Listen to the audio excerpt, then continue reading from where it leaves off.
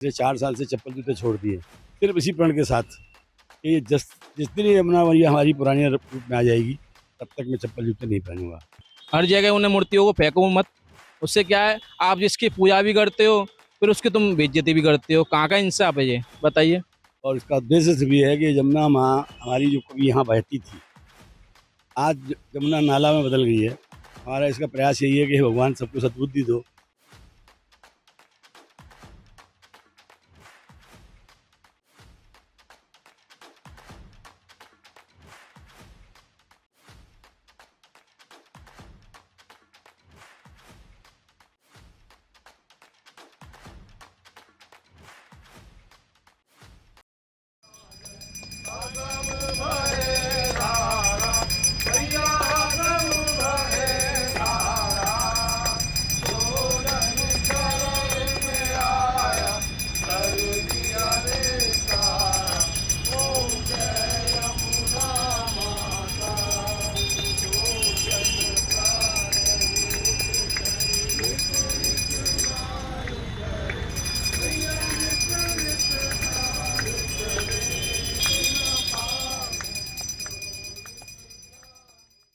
नमस्कार, मैं संजना और आप देख रहे हैं TNF टुडे।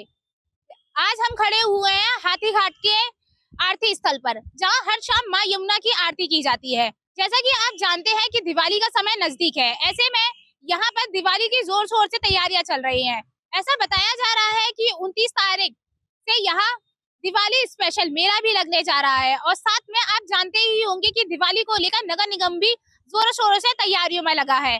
आप यहाँ देख पा रहे होंगे कि नगर निगम भी अपने कार्य कर रहा है, साथ ही यहाँ मेले का भी आयोजन किया जा रहा है। मैं राजीव गुप्ता हूँ, यमुना भक्त हूँ। पिछले जब से ये यमुना आरती हो रही है तब से आ रहा हूँ, और हम मंडल आयुक्त के साथ आगरा प्रशासन को, स्पेशली नगर आयुक्त अंकित खंडेलवाल जी को बहुत बहुत साधुवाद देना चाहते हैं कि उन्होंने हिंदू धर्म की रक्षा के लिए जो कदम कल वो उठाने जा रहे हैं। 29 तारीख से 31 तारीख तक जो यहाँ मेला लगेगा, उसके लिए वो बहुत ही धन्यवाद के पात्र हैं। हम आशा करते हैं कि ये मेला हर साल पौराणिक मेलों की तरह एक ख्याति प्राप्त करे, और यहाँ पर जितने भी सनातनीय हैं, कम से कम पूर्वी क्षेत्र के लोगों को तो इस यमुना आरती स्थल पे आना चाहिए और मेले का आनंद उठाना चाहिए। सर, प्रशासन द्वारा यहाँ पे क्या सुविधाएं उपलब्ध कराई गई है? वो मेले का संपूर्ण तरीके से आयोजन करेंगे, जिसमें झूले लगाएंगे, चाट पकौड़ी वाले आएंगे, और तरह के खेल खिलौने रखेंगे, आपसी मेल जोल बढ़ेगा। ये उनका एक योगदान रहेगा। जो काम की जिम्मेदारी किसको दी गई है?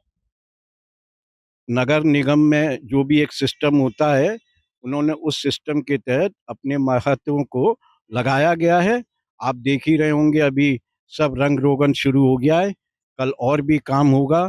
ये काम प्रशासन का है कि वो किसे जिम्मेदारी दे, प्राइवेट आदमी से कराए या अपनी सरकारी पूरी सेना से कराए।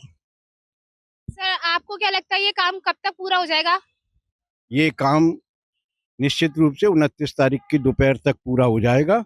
29 तारीख की शाम को आगरा की जनता इस मेले का भरपूर आनंद उठाएगी, लुफ्त उठाएगी।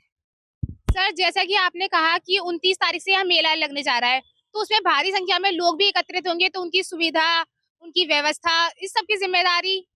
वो सारी जिम्मेदारी नगर निगम की है, निगम कर रहा है।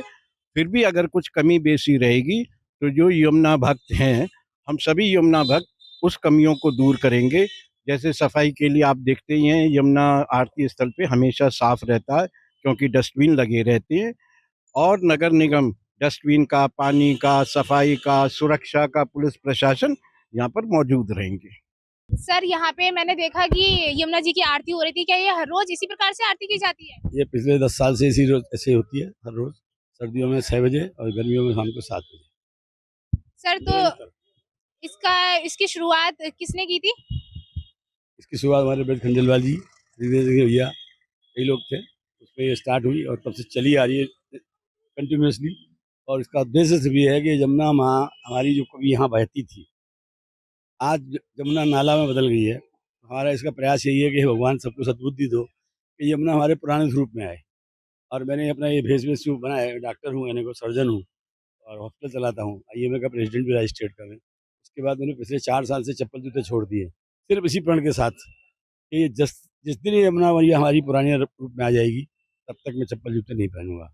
और मैं भरी सर्दी गर्मी सब बरसात में भी मैं नंगे पैर अपने विचरण करता हूँ, सारे ऑपरेशन में ऐसे ही करता हूँ। तो ये सब मेरा प्रण है और शायद भगवान सुनेगा। मैं सोचता हूँ मैया मैया हमारी यमुना मैया कभी तो सुनेगी।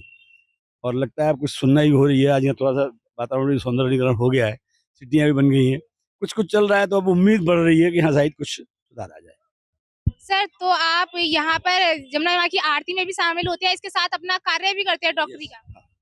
मैं डॉक्टरी करता हूँ, मैं गायनेकोलॉजिस्ट हूँ, मेरा एक हॉस्पिटल बाईपास पे है, तो मैं अपना डॉक्टरी का काम भी करता हूँ और यमुना मैया की सेवा में भी समर्पित रहता हूँ। और इसके लिए जब भी कभी ज़रूरत है तो कहीं भी जाने को तैयार रहता हूँ और आध्यात्म की तरफ से सोचता हूँ, but I am enjoy my life. इसी बात यह है, क्योंकि भगवान देता है, मेरे करने से कुछ नहीं हो रहा। मेरा तो एक ध्येय है कि करते हो तुम कन्हैया, मेरा नाम हो रहा है, आपकी कृपा से सब काम हो रहा है। और करते हो तुम कन्हैया, मेरा नाम हो रहा है। और कन्हैया की ये अर्धांगिनी है हमारी यमुना मैया, तो मैं तो उसी पर हूँ और उसी पर टिका हुआ हूँ। और शायद निकट भविष्य में ये पुराने रूप में आ जाएगी तो मुझे बड़ी खुशी होगी। सर इसके लिए कभी कोई अगर पैसे की जरूरत या किसी भी तरीके की सहायता की जरूरत होती है तो वो कहाँ से प्राप्त होती है? हमारे यहाँ कोई हम लोग मंथली चार्जेस नहीं लेते हैं। हमारे यहाँ सब लोग एक दूसरे मिलकर परिवार की तरह से काम करते हैं। जैसे आज भी हम दिवाली उत्सव मना रहे हैं, तो कोई मिठाई लाया है, कोई गुजिया लाया है, कोई कुछ लाया है, तो सारे मिलजुल के अपने मना लेते हैं, कोई पैसा किसी से नहीं लेते हैं। यहाँ पैसे का लेन देन कुछ भी नहीं है।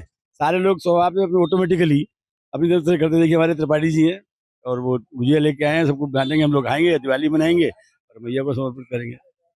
सर नगर निगम द्वारा जो आरती स्थल पर सुविधाएं हैं उसको लेकर आप क्या कहना चाहोगे? मैं तो यही कहना चाहता हूँ, जितनी भी अगर तुम पूजा करते हो मूर्तियों की, कहीं भी पूजा करते हो, वो वाली बात तो अलग है। अगर पूजा भी करते हो फिर उन मूर्तियों को तुम कूड़ों की तरह डाल भी देते हो, कहाँ का इंसाफ है? इसके लिए नगर निगम किस हद तक तैयारियां कर रहा है?